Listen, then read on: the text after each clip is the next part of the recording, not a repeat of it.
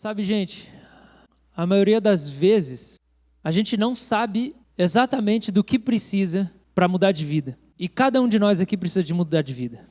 Não tem ninguém aqui que não precisa mudar. Talvez enquanto você ouve isso, você pensa, mas eu preciso mudar é alguma coisa pequena. O que eu tenho que mudar é muito pequeno, o que eu tenho que mudar é muito simples, eu não preciso de Deus para mudar o que eu preciso mudar. Esse é o que você pensa. Porque geralmente, aquilo que a gente precisa para mudar, a gente não sabe o que é. E cada um de nós sempre chega em algum momento da vida em que bate numa parede invisível. E essa parede invisível, porque ela é invisível, a gente não sabe direito o que ela é, a gente não sabe também como derrubar ela. Mas você sabe que você bateu numa parede invisível quando parece que você começa a patinar e a sua vida não vai mais para frente. E você começa a experimentar insatisfação, desgosto, você começa a experimentar o vazio existencial, você começa a experimentar aquela falta de sentido, aquela falta de propósito, aquele desajuste. Às vezes isso se traduz numa crise do casamento, às vezes isso se traduz numa crise familiar, ou uma crise vocacional, às vezes se traduz numa depressão.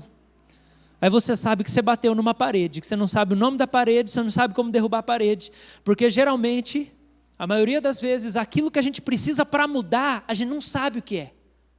E sempre alguém tem que dizer para nós. É por isso que muitos de nós vão para a terapia. Porque a gente chega num ponto e pensa, eu preciso descobrir uma coisa que eu não sei a meu respeito. Aí a gente vai para um consultório. Ou a gente reúne um amigo, um outro amigo e pensa, o que você acha? Ou a gente vai procurar um aconselhamento pastoral e a gente pergunta, pastor, o que você acha? Ou você vai procurar uma religião, se você não tem. E aí você começa a fazer essa pergunta, o que é que está faltando? O que é que está fora do lugar? Porque você sente que alguma coisa precisa mudar, mas você não sabe o que é. E a boa notícia é que Deus sabe. E Deus sempre sabe o nome dessa parede invisível na qual você bate. Deus sempre sabe o que é que você precisa mudar, mas você não sabe o nome porque você não enxerga. Você não consegue diagnosticar sozinho. Ou, olha lá, essa aqui é melhor ainda.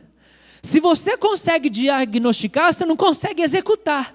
Porque quantos de nós sabemos o nome do problema? Você sabe explicar exatamente. Porque você leu livro, você fez terapia, você fez aconselhamento, você foi no grupo, você foi no culto, você leu a Bíblia, você sabe o que é, você sabe o nome, você sabe, tem um problema aqui, é esse aqui. Mas e daí? Você não consegue mudar ele. O que adianta saber o nome do problema, se você não tem a cura? Aí a outra boa notícia para nós é, Deus também tem a cura para o seu problema. Quando você não sabe o que você tem que mudar, Deus sempre sabe. E quando você sabe, mas não consegue mudar, executar essa transformação, essa transição, Deus sabe como te levar a essa mudança e como mudar o que precisa mudar. Essa é a boa notícia. A notícia é, você sempre vai precisar de Deus. Você sempre vai precisar de Deus. Essa é a boa notícia. Agora, Jake Hamilton escreveu um livro, e no livro ele fala assim, todo mundo pode chegar até Deus, só tem uma condição, você não pode trazer nada. Todo mundo pode chegar até Deus. Só tem uma condição. Você não pode trazer nada. Porque você e eu, como seres humanos, é incabível chegar diante do Criador Todo-Poderoso e impor para Ele a maneira como Ele deve trabalhar conosco. A maneira como Ele deve agir na nossa história. Porque Ele nos criou e Ele sabe muito bem. Então, mesmo quando eu sei qual é o nome do meu problema, quando eu chego diante de Deus, eu não posso levar nada. Porque eu preciso estar humilde o suficiente para estar aberto para ouvir o diagnóstico dele acerca de mim. E para ouvir dele os meios pelos quais eu vou sair desse labirinto. Os primeiros dias desse ano eu passei meditando num único versículo de 1 João 4,19 que diz assim, nós amamos porque ele nos amou primeiro. Eu me dediquei a focar nesse versículo todos os dias e não ler nenhuma outra coisa da Bíblia no meu momento devocional. E foi isso que eu acordei com o Senhor. E eu meditei muitas coisas sobre nós amamos porque Ele nos amou primeiro. Eu meditei muitas coisas. E uma das coisas que eu meditei foi que a primeira coisa que Deus fez foi me amar. A primeira coisa que Deus jamais fez sendo Deus, é amar, porque essa é a essência dele. Então, porque ele existe e ele sempre existiu, ele sempre amou. E Paulo fala em Efésios que antes da criação do mundo, por causa do grande amor com que nos amou, foi tudo movido por causa do amor que existia e existe dentro de Deus. Se Deus existe, ele ama. E foi por causa do amor que existe dentro de Deus, e grande amor dentro de Deus, que ele fez tudo o que ele fez, como me criar e te criar, e criar o universo, e criar a natureza, e dar as condições de vida para nós. Foi porque ele nos amou. E porque ele nos amou, ele deu vida para nós. Então a gente pode olhar na ordem da ação de Deus. Primeiro Deus amou, primeiro Deus ama. Quem é Deus? Primeiro Deus ama. Primeiro eu pensei, primeiro Deus amou. Quando eu meditava em nós amamos, porque ele nos amou primeiro, Deus me levou a pensar, primeiro Deus amou. E essa é a primeira ação de Deus sempre. Primeiro Deus ama. E porque Deus ama, ele gera vida. Então ele nos amou e ele nos deu vida por causa do amor. E não só a vida, essa vida em que a gente existe, independente de qualquer coisa, porque a gente está aqui, a gente respira, come e vive, dorme, trabalha.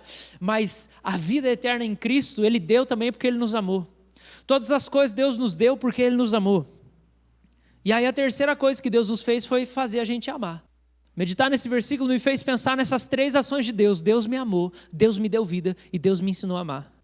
Essa é a ordem. Deus ama antes de você existir, de você nascer.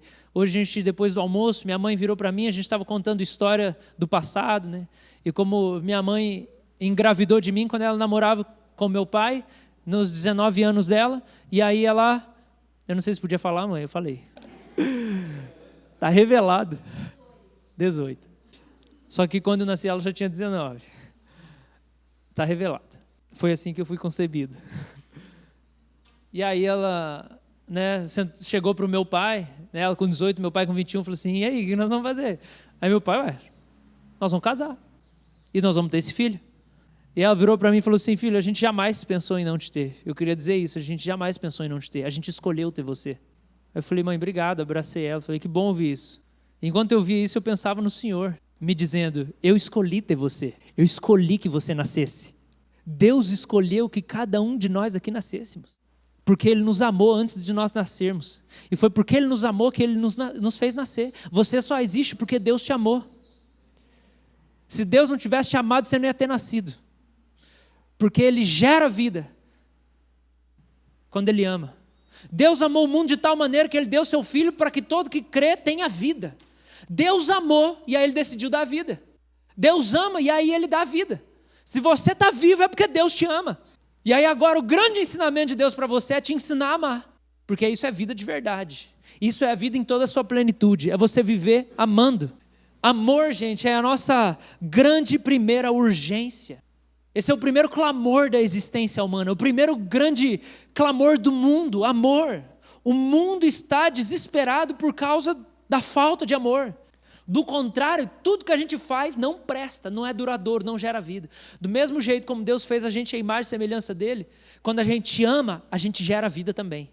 Se a gente não ama, nada que a gente faz gera vida. Tenta ensinar alguém sem amar essa pessoa, você vai matar ela lá no fundo do coração dela. Você vai machucar ela, você vai ferir ela, você não vai dar vida para ela. Tenta ajudar uma pessoa sem amar essa pessoa, você vai matar ela lá no coração dela. Porque você vai fazer de um jeito que aquilo vai ferir o interior dela.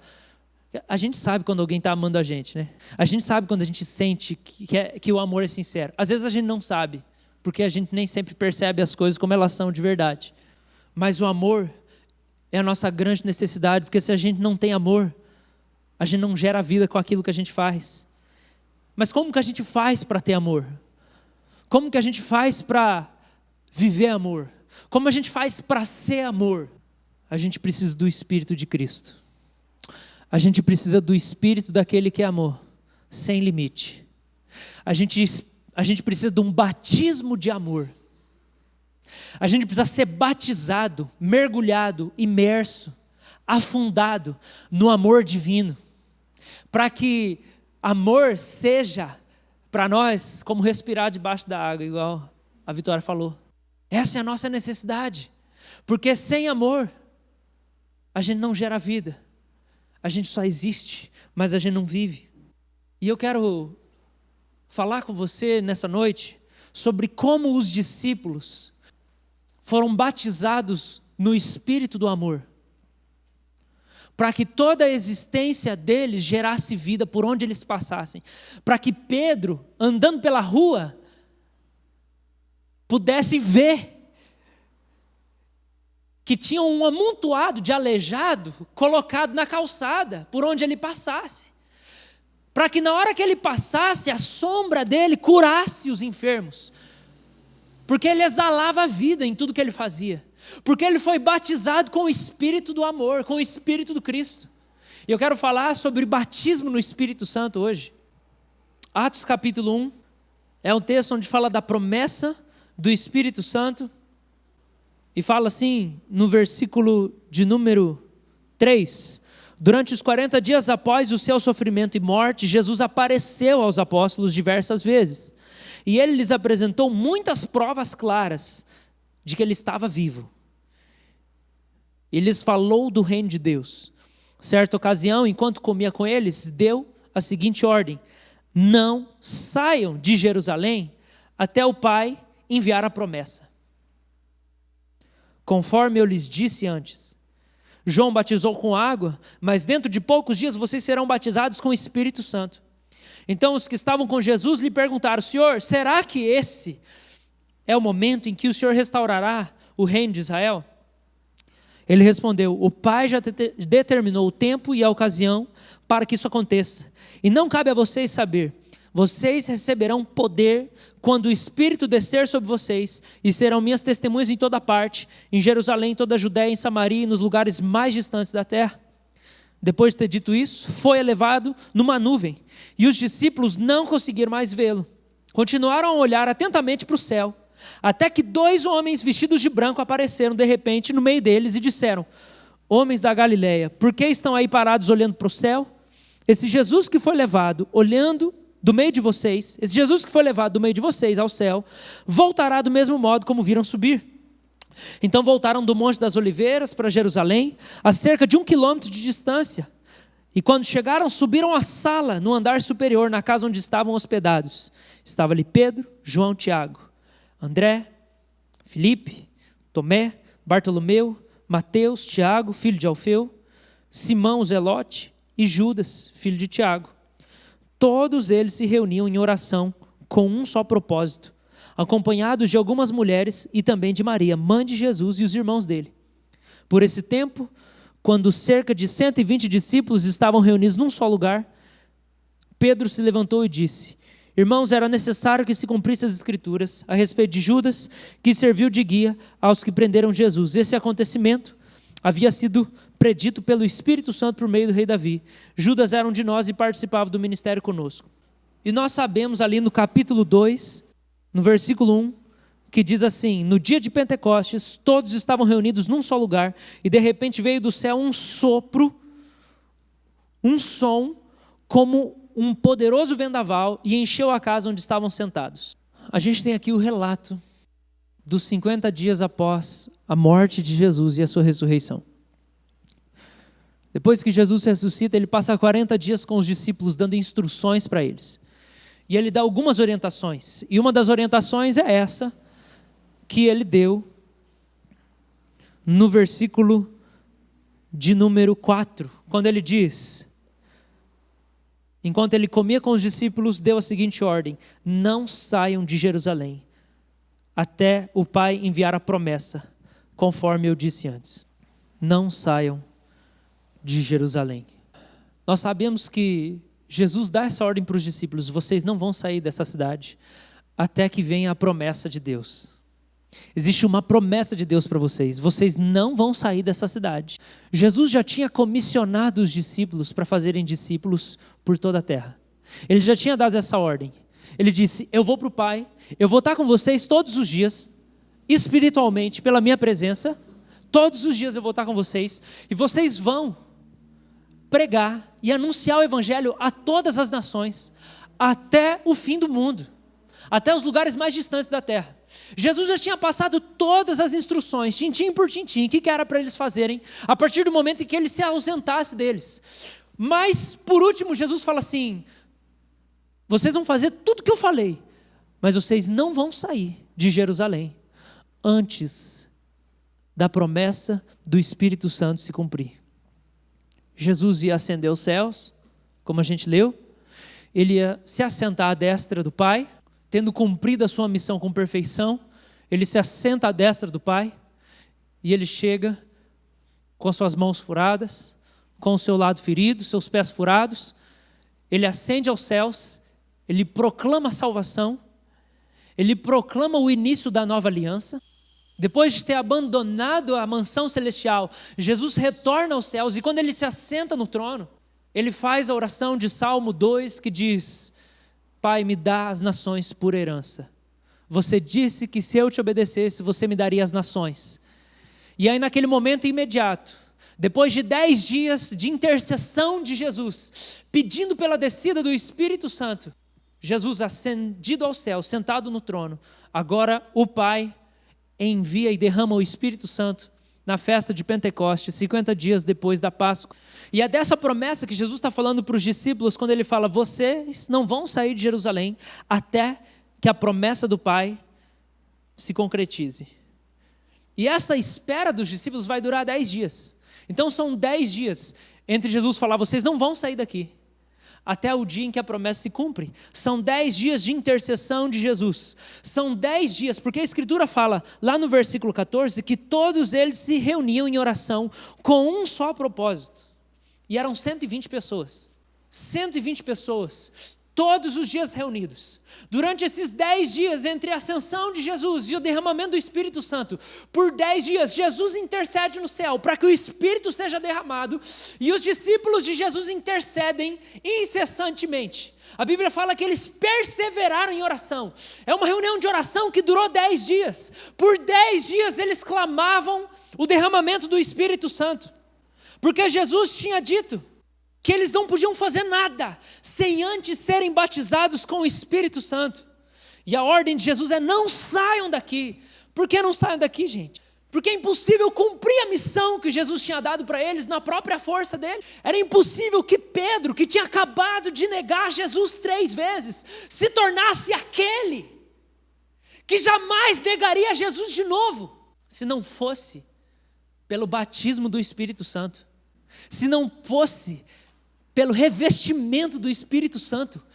Pedro precisava ser envolvido, mergulhado, imerso, tomado pela terceira pessoa da Trindade, o Deus Espírito, para que ele pudesse se levantar no dia de Pentecostes, pregar um sermão onde 3.000 pessoas se converteriam, onde ele ia todos os dias orar no templo, mas quando ele voltava, a sombra dele curava os enfermos, onde ele se tornaria o primeiro papa da igreja, o líder principal do cristianismo, onde ele seria aquele que depois seria crucificado, porque ele não negaria Cristo. Ele precisava ser tomado pelo Espírito. Os apóstolos precisavam ser tomados pelo Espírito para poder cumprir a missão que Deus tinha para eles. Mas o que é o batismo do Espírito Santo? Pelas próprias palavras de Jesus, Jesus se refere ao batismo do Espírito Santo de 3 maneiras diferentes. E eu vou citar aqui. A primeira está em Lucas 24, 29, quando ele diz: eis que envio sobre vós a promessa de meu Pai. Permaneçam, pois, na cidade, até que do alto sejam revestidos de poder. Primeiro, Jesus fala que o batismo do Espírito Santo é ser revestido de poder. E a palavra revestido é de vestir, como entrar numa roupa. O que ele está falando é: você vai ser vestido como uma roupa. Deus vai descer sobre você e Ele vai vestir o seu corpo. Ele vai vestir o seu coração, Ele vai vestir a sua mente, Ele vai vestir as suas emoções. Deus vai descer sobre você e Ele vai te vestir. Você vai ser revestido, você vai ser tomado por Ele, Ele vai te envolver. Você vai pensar os pensamentos divinos, você vai sentir as emoções divinas, você vai agir tomado por Ele. Nossas famílias seriam bem diferentes. Nossa igreja seria bem diferente se a gente tivesse vestido com o Espírito Santo, pensando os pensamentos de Deus, sentindo as emoções de Deus, agindo as ações do próprio Cristo, pisando nas pegadas de Jesus. A nossa relação com Deus ia ser bem diferente. a nossa relação com o nosso trabalho ia ser bem diferente. A nossa vida ia ser diferente. Pensando que cada um de nós sempre chega num momento da vida em que bate numa parede invisível e às vezes não sabe o que é, ou às vezes sabe o que é, mas não consegue executar a mudança que precisa. E lembrando que Deus é aquele que sabe como você funciona e Ele sabe o que não está dando certo dentro de você. Qual a porca que espanou dentro de você? O anúncio de Cristo de que nós precisamos esperar o revestimento do Espírito Santo para poder viver a vida cristã. É um anúncio de que nós aqui hoje precisamos ser vestidos do Espírito Santo para viver a vida cristã que Cristo diz que a gente precisa. Para a gente poder amar como Cristo amou. Para a gente poder perdoar como Cristo perdoa. Para a gente ter esperança no meio de tanto problema, como Cristo vivia tendo esperança no meio de tanto problema. Que sendo maltratado e humilhado, Ele ainda acreditava. Ele morreu pelas pessoas que mataram Ele, porque mesmo sofrendo, Ele ainda estava com o seu coração disposto e fixo em salvar aquelas pessoas, porque Ele acreditava na redenção de pessoas. Jesus acreditava no novo nascimento das pessoas, é por isso que Ele morre por elas. Quando a gente é revestido pelo Espírito Santo, nós temos esperança na transformação das pessoas que nos ferem, em vez da opção mais fácil, que é odiar, ou simplesmente eliminar da nossa vida, ou simplesmente se vingar. Ser revestido do Espírito Santo é ser capacitado, ser batizado no Espírito Santo, é ser habilitado pelo próprio Deus divinamente para viver a vida cristã, para viver a vida de Cristo. E eu quero dizer, é possível você viver a vida de Cristo. O próprio Espírito Santo, o Espírito de Jesus, o Espírito que guiou Ele na sua vida terrena, está disponível para nós, igreja. Segunda coisa que Jesus fala que é o batismo, a primeira é ser revestido de poder. Segunda coisa é quando Jesus fala de batismo de fogo, versículo 5, faz-se uma citação de Mateus 3, onde João Batista, que batiza Jesus, fala assim: eu estou batizando com água, mas vai vir aquele que é maior que eu. Ele é maior do que mim, eu. Ele é maior do que eu. E aí, ele vai batizar com o Espírito Santo e com fogo. Jesus chama o batismo do Espírito Santo, primeiro de revestimento de poder, em Lucas 24. Jesus chama o batismo do Espírito Santo de batismo de fogo, porque ele cita aqui novamente. E aqui eu quero falar sobre essa palavra baptizo, que é a palavra que a gente fala batismo. O dicionário grego de Strong fala assim: não confunda baptizo com a palavra grega bapto. O exemplo mais claro que mostra o sentido de baptizo, de batismo, é um texto do poeta e médico grego Nicander, que viveu aproximadamente 200 anos antes de Cristo. E é uma receita para fazer picles. É de grande ajuda. Por quê? Nela o autor usa as duas palavras. Nicander diz que para preparar picles, o vegetal deveria ser primeiro mergulhado, que é a palavra bapto, em água fervente. Então, isso aqui é bapto. Você mergulha e tira o picles. Anota aí. Lucas vai casar, receita de picles. Depois de você mergulhar o pepino na água fervente, ele então vai ser batizado na solução do vinagre, que é colocar ele dentro daquele pote, onde ele vai ficar em conserva. Ambos os verbos descrevem a imersão dos vegetais em uma solução, mas o primeiro descreve uma ação temporária, mergulha e tira. O segundo é o ato de batizar o vegetal, que produz uma mudança permanente. Quando usado no Novo Testamento, essa palavra refere-se com maior frequência à nossa união e identificação com Cristo, que é o batismo no Espírito, mais do que se refere ao nosso batismo com água. Então, algumas vezes, a maioria das vezes que você lê na sua Bíblia, batismo, fomos batizados com Cristo, não está falando de água, a maioria das vezes, mas está falando de ter se unido com Cristo espiritualmente, de ter se identificado com Cristo espiritualmente, de ter mergulhado, sido batizado na natureza divina de Cristo, de ser mergulhado no Espírito Santo, de maneira que esse batismo significa uma transformação igual àquela que acontece com o pepino. Porque você coloca o pepino dentro do vinagre, até o ponto em que ele vira outra coisa.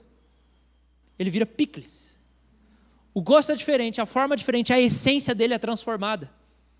E esse é o batismo do Espírito Santo. Esse é o batismo com Cristo Jesus.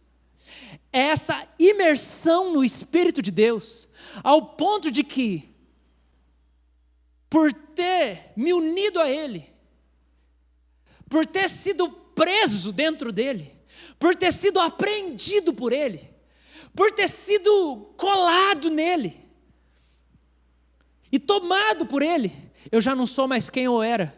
A minha essência mudou, o meu cheiro mudou, a minha aparência mudou, a minha cara mudou, o meu sabor mudou, tudo que eu sou mudou, porque o Espírito me batizou. Terceiro lugar, batismo do Espírito Santo, como Jesus fala no versículo 8, ele chama isso de recebimento de poder novamente. Então Jesus chega e fala para eles assim: gente, vocês não vão sair da cidade até serem batizados com o Espírito.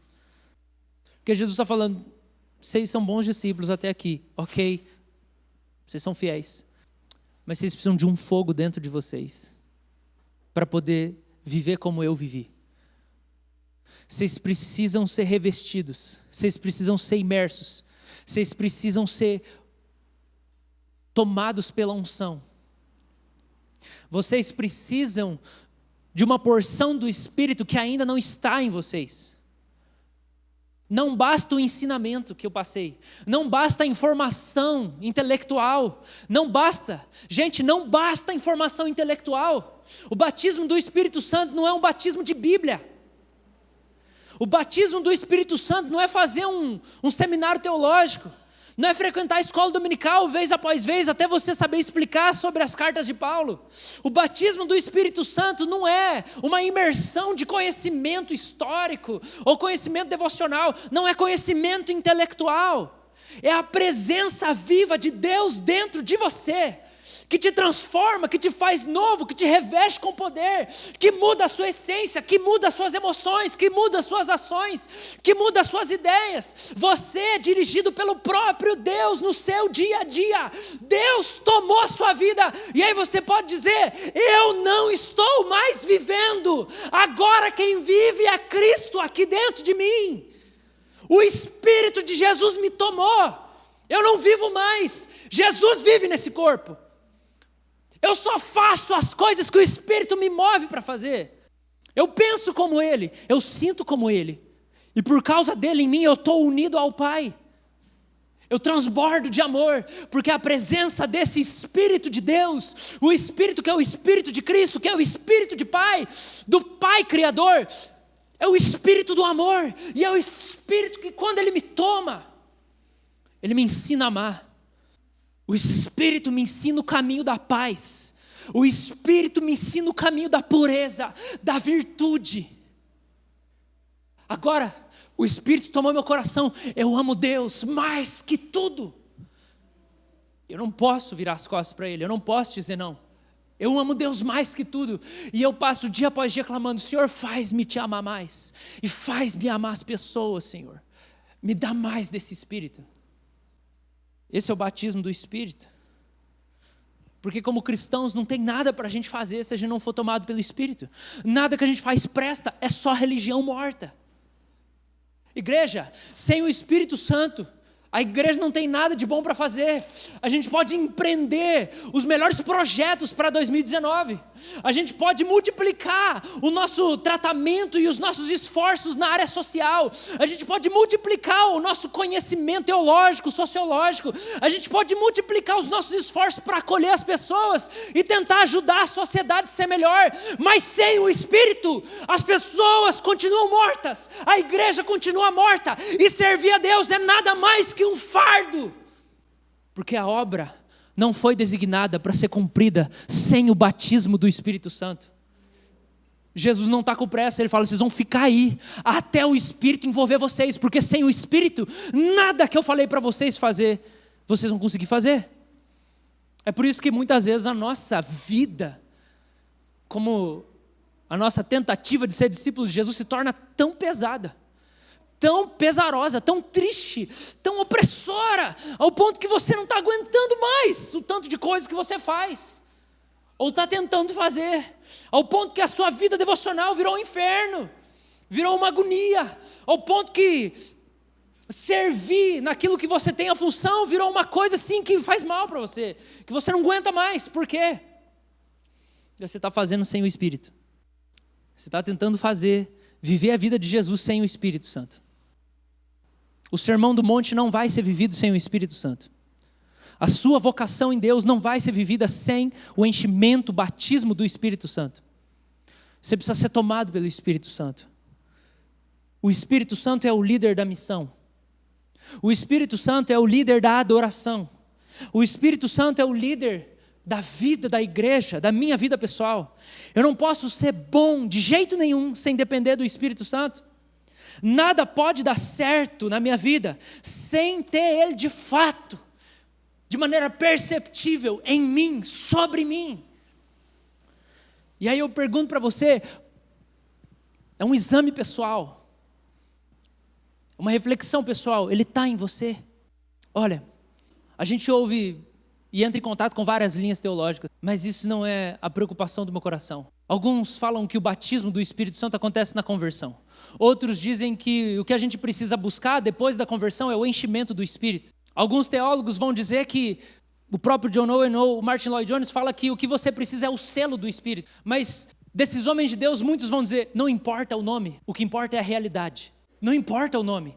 Você pode dizer, não, eu já sou batizado no Espírito Santo. E aí você não tem expectativa de nada mais. Você não tem amor, você não tem fervor. Você não ama Deus, você não ama as pessoas, você está amargurado. A sua vida é medíocre. E daí? E daí você clamar assim, não, eu já sou batizado no Espírito Santo. Mas o Espírito Santo tem você. Então você pode dar o nome que você quiser. Você pode chamar de selo do Espírito Santo. Você pode chamar de enchimento do Espírito Santo. Eu decidi hoje chamar de batismo do Espírito Santo. Porque a questão não é terminologia, a questão é a realidade. O Espírito de Deus está em você. Você pode dizer isso agora. Ele está em você. Você está cheio dele. Você sente a presença dele guiando você. Amanhã de manhã, quando você levantar, você ouve a voz do Espírito Santo.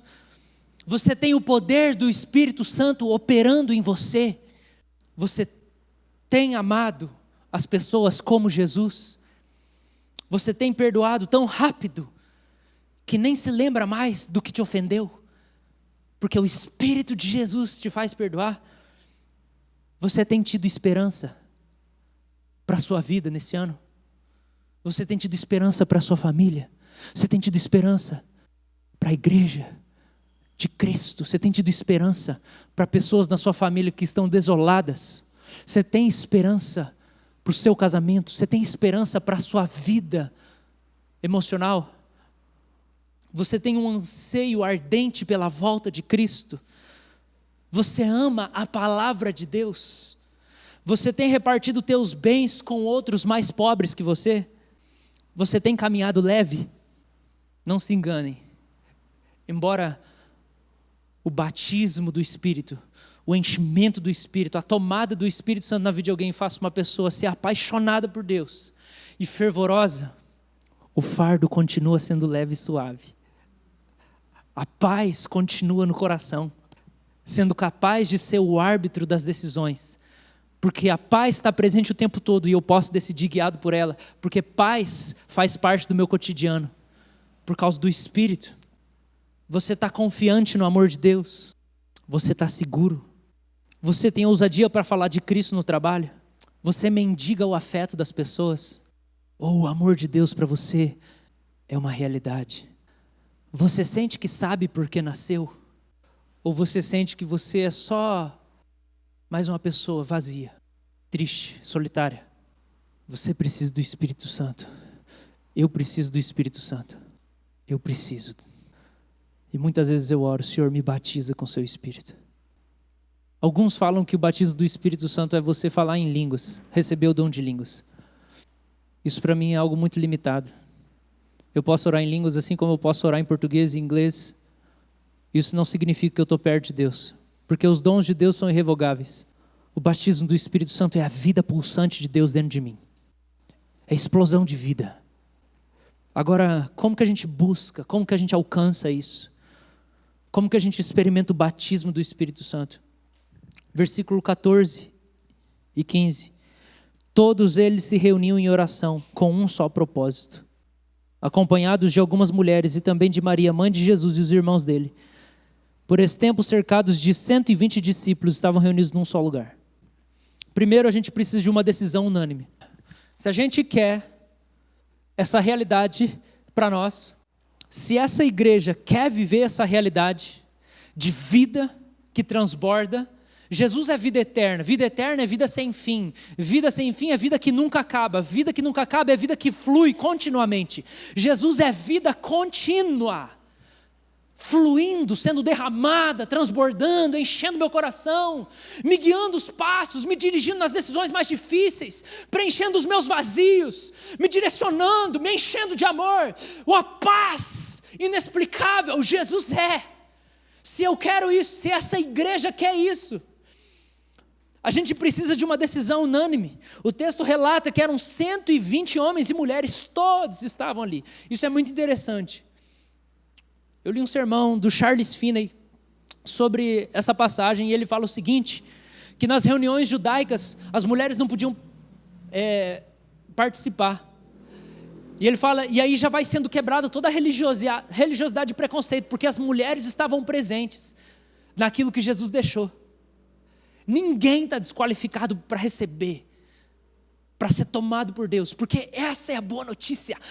Todos nós, aqui nessa noite, podemos ser batizados e tomados pelo Espírito do amor e o Espírito da vida. Mas o que a gente precisa? O texto fala, todos estavam ali. No versículo 14, todos estavam ali com um só propósito. Charles Finney diz assim, ninguém faltava ali. Que supõe você passaria na cabeça de Cristo se apenas 2 ou 3 comparecessem para orar e os outros estivessem ocupados com aquilo que achariam ser de legítima responsabilidade. Jesus fala, ninguém sai de Jerusalém até a promessa acontecer. Finney pergunta, o que será que Jesus ia pensar se só 2 estivessem ali orando? Se fossem indiferentes às necessidades do reino de Deus, por estarem interessados demais em seus próprios afazeres, por o tempo ser curto e escasso, como eu sei que é a nossa realidade, todo mundo tem um monte de coisa para fazer, porque isso é o que Satanás quer, que a gente faça muita coisa, e nada que gere vida, porque a gente não colocou como prioridade, primeiro eu preciso ser tomado pelo Espírito do amor, para depois eu poder começar a viver.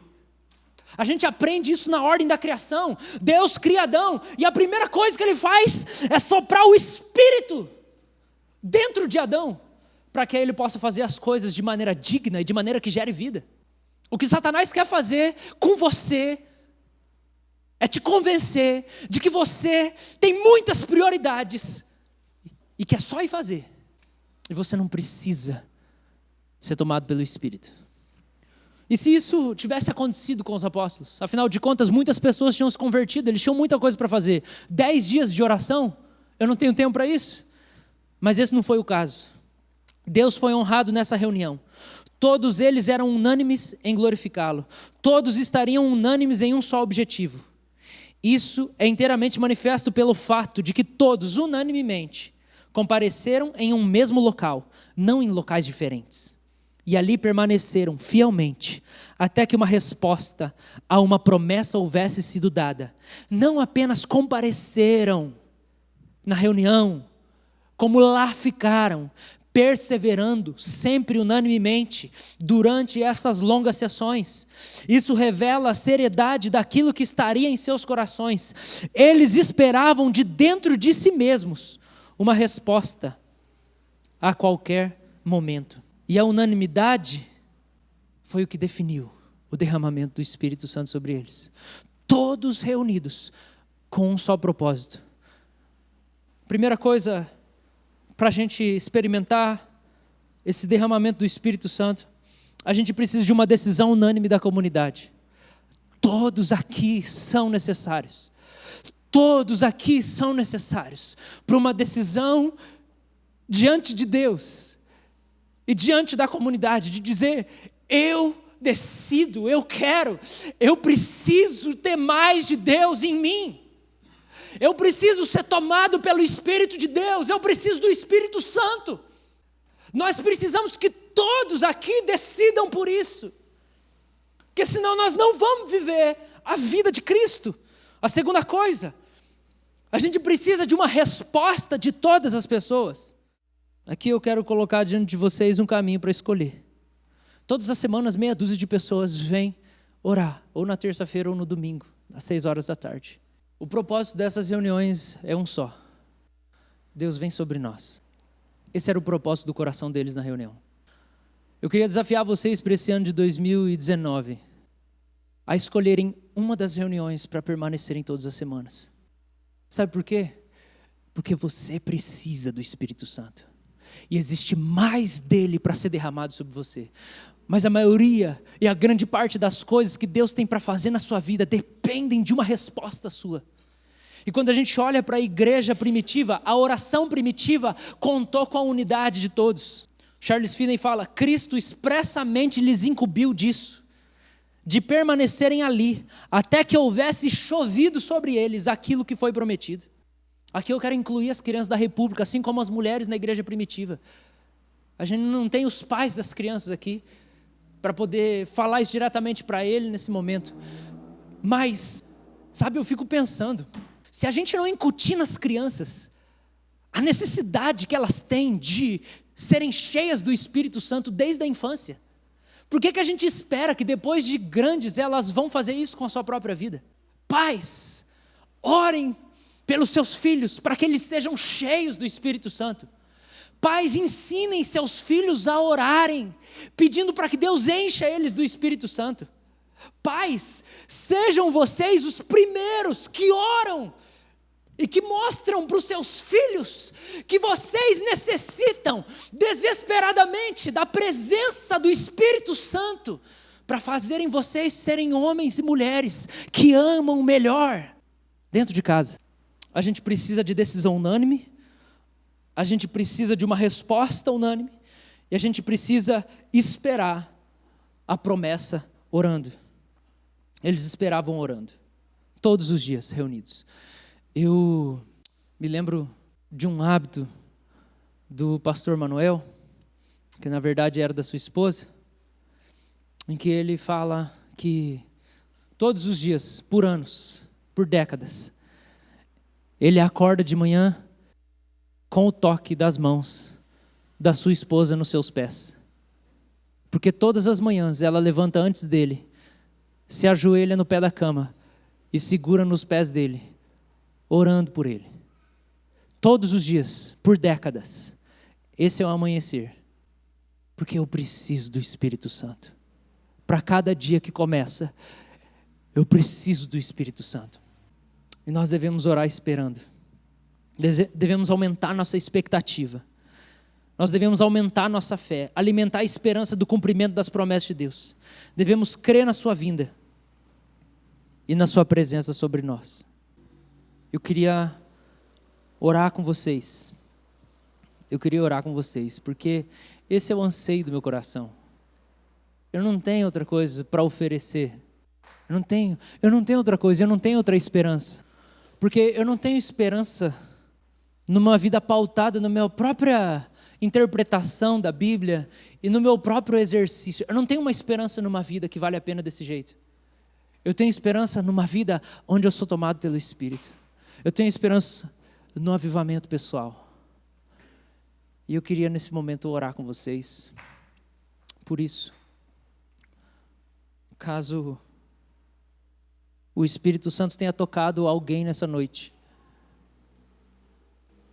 para que essa seja a decisão que norteia a sua vida, a partir daqui, eu quero orar com você. Eu não quero que todo mundo fique de pé, não precisa ficar de pé, não precisa fazer isso. Mas eu quero que quem ouviu essa mensagem e quer responder dizendo: Senhor, eu quero. Você não vai ficar de pé só para você receber uma oração. O convite é uma decisão firme de buscar o enchimento de Deus em você. A decisão de vir orar todas as semanas. A decisão de todos os dias fazer disso uma prioridade na sua rotina. Até que Ele venha diferente. Até que Ele rasgue os céus e desça. Até que Ele estenda a mão dele sobre você. Eu creio nisso, eu quero isso. Eu estou vivendo por isso. Eu orei isso hoje. Enquanto eu estava correndo, eu falei: Senhor, se o Senhor não for me dar um avivamento, eu posso morrer. O Senhor pode me matar. É isso que eu quero. Eu quero estar com você. Eu quero ser tomado por você, Senhor. Eu não quero que a igreja cresça. Eu não quero ter filhos e netos. Eu não quero ter um nome. Eu quero ter você dentro de mim. Eu quero ser enchido de você. Para que isso que eu faça vale a pena. Ao invés de construir muita coisa, que nada vai permanecer. Que nada vai valer a pena o sacrifício do Senhor. Senhor, eu quero avivamento. Eu quero isso. Até que você venha. Se você quer dizer sim, você fica de pé no seu lugar, que eu quero orar com você.